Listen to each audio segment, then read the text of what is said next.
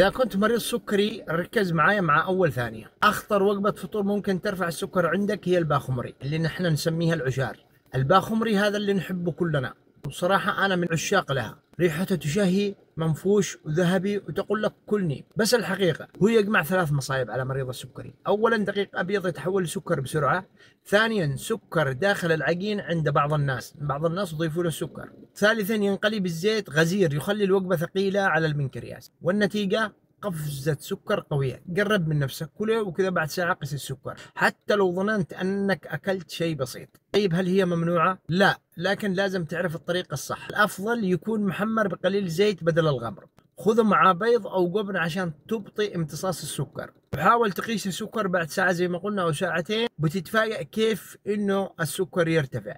الباخمري لذيذ، لكنه لمرضى السكري لازم تعاملونه باحترام مو استهتار. وانت اخبر بصحتك.